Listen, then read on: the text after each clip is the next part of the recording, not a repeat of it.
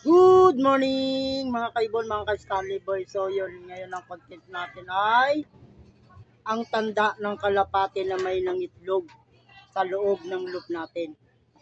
Tara, tingnan nyo. Buksan na natin. Yun.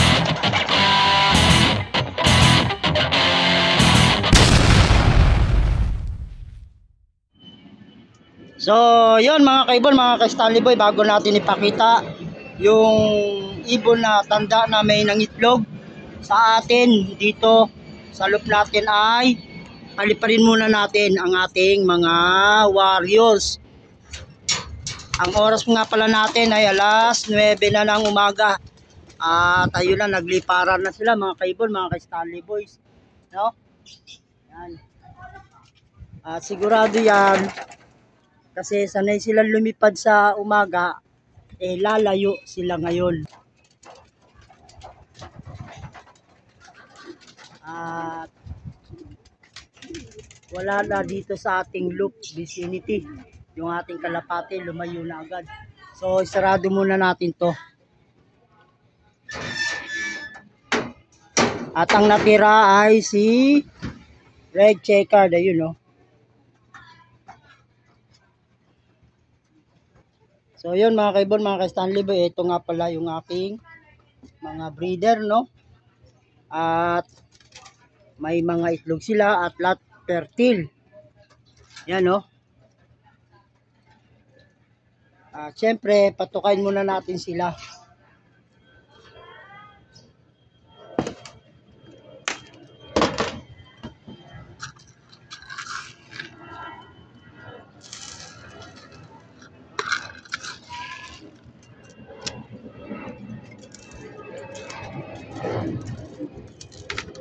Araw-araw natin ginagawa to mga kaibon, mga ka-Stanley Boy,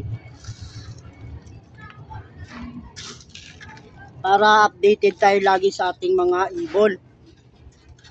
Pati kayo, para makita nyo rin kung paano yung pag-aalaga ko sa kanila at kung bakit hindi sila nagkakasakit, ano.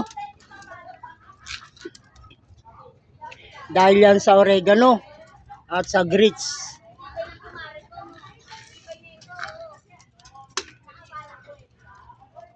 One day, one eat lang yan mga kaibon, mga ka-Stanley Boy. Yung isa may dumi, yung kainan nila.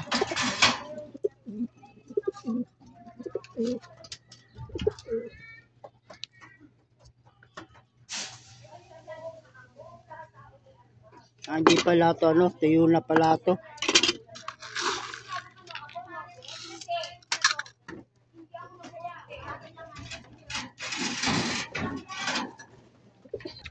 So yun mga kaibon, mga ka-Stanley Boy, at yung aking kalapate nalipad.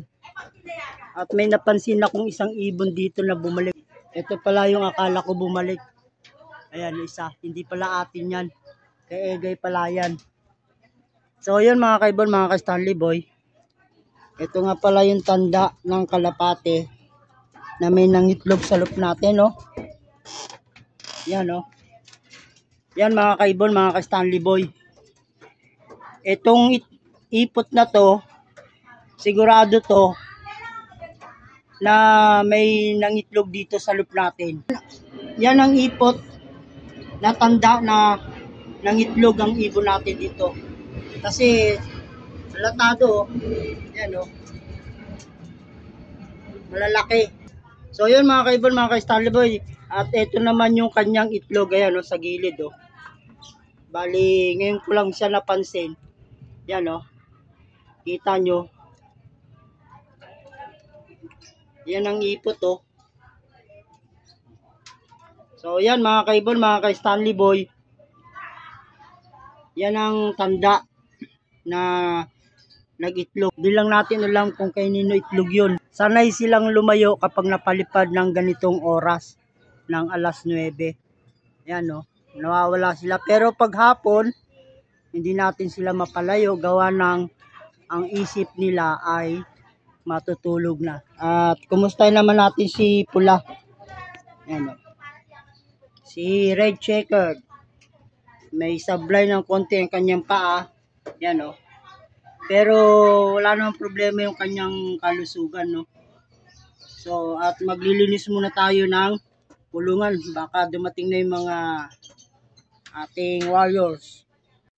So yun mga kaibon, mga ka-Stanley Boy, at nalinis na natin yung ating loop flyer, no. Nabawasan na natin ang dumi. At ito yung itlog, oh. Yan, oh. Kaiitlog lang, oh.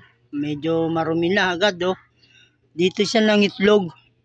Hindi ko lang alam kung sino yung nangitlog sa ibong ko.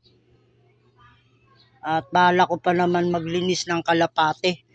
Pero dahil may nangitlog, ano muna natin, extend natin yung paglinis. Bali, hindi muna natin sila ipa-flashing. Kasi bagong itlog lang. So, yan mga kaibon, mga ka-Stanley Boy. At yun nga, yung tanda ng may nangitlog. Dilaw siya na medyo malalaki ang ipot. At update din tayo dito mga kaibon, mga ka-Stanley Boy, kay Red Checker. Bali 2 days na siya dito. Kahapon hindi siya tumuka. At ngayon titingnan natin kung tutuka siya. Kasi kahapon uminom lang siya ng tubig. Hindi siya tumuka. Pero nung inilipat natin siya dito, busog naman siya. At dito muna siya, pansamantala, hindi muna natin siya viewing kasi kailangan niya munang masanay na tumuka dito. Ayan si Red Checker, do. Ika bisaklat eh. Pero hindi naman ganong bisaklat. Sakto lang. At ayan, no. Konti lang naman. So, yan. Titingnan natin kung ano yung magiging performance niya sa karera. Ano yan. Combine ng ano yan, ring car. So, yan mga kaibon, mga ka-Stanley Boy. At wala pa nga yung ating warriors, no. Lumayo. Bali, maya-maya na uli.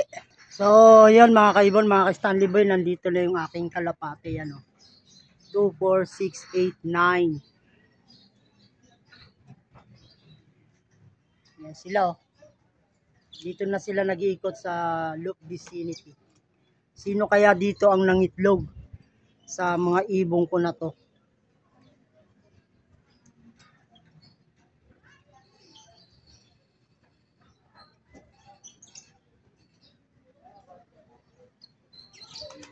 Yan, no. Padapo na.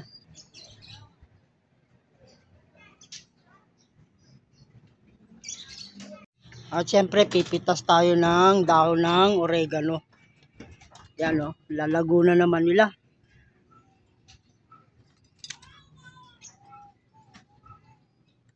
Pakakainin natin ng oregano yung ating mga flyer.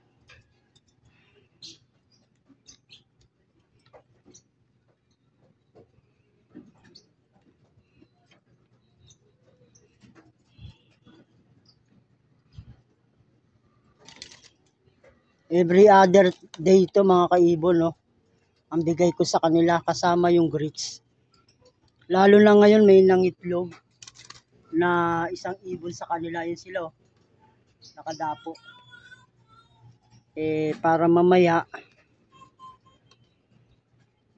pagpasok nila meron na silang kakainin na ganito. Sigurado yan kakain yan.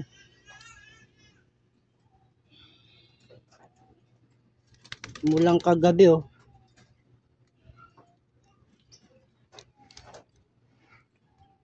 So yun mga kaibon, mga ka-Stanley Boy, ayun sila, oh. Tatawagin natin. Ayan na sila mga kaibon, mga ka-Stanley Boy, at nandyan na sa bubungan, oh. Papasukin na natin sila. Sigurado yan, tutuka na yung mga yan. 2, 4, 6, 8. Bali 9. Isa nandito sa bubong.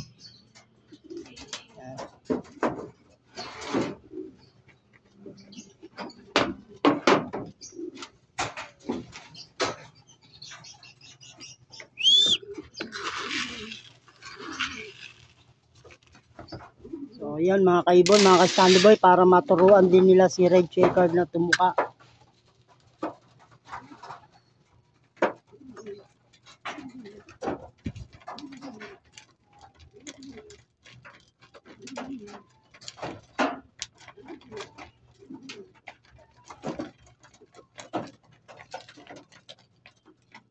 Yan, at kumpleto na sila, no?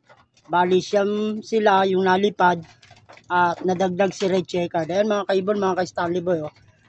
2 days pa lang si red checkered dito. Yung bago nating walay na inakay na si aka Bisaklat. Ayan, oh.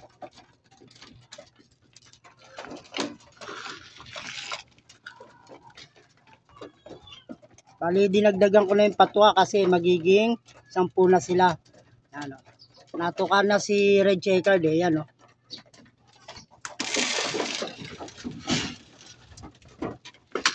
Diyan lang muna si red checkered ngayon hanggang sa masanay siyang tumuka. Siguro mga 1 linggo siya dyan para master niya na yung loob ng kulungan.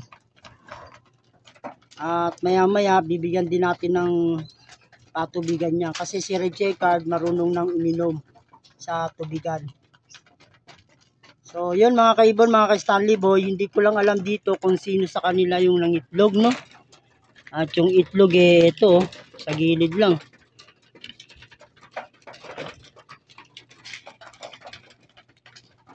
Kaya yung pagpa-flushing natin eh extend muna natin mga sunod na araw na o linggo.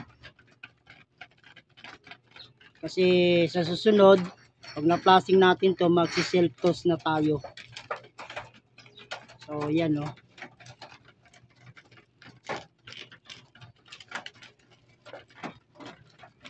Wala, hindi ko alam kung sino sa kanila yung nangitlog.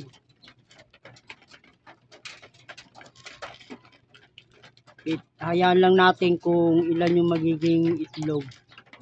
Pag nagdalawa na to, saka na ako magpa-flushing. So, yun mga kaibon, mga ka-Stanley Boy, oh. Ganado pa rin yung ating mga ibon na tumuka kahit sabihin mo na mulang kagabi o umaraw. Eh, ganun pa rin yung kanilang mga pangangatawan at kalusugan eh, okay na okay pa rin. So, yun. At ibibigay natin yung oregano.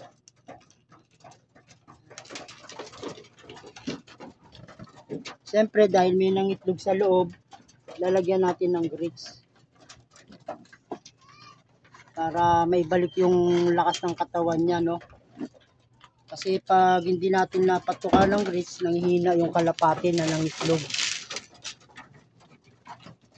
Yan, oh, lakas tumuka, oh, ng grits. Grits yung tinuka nila. Dadagdagan pa natin.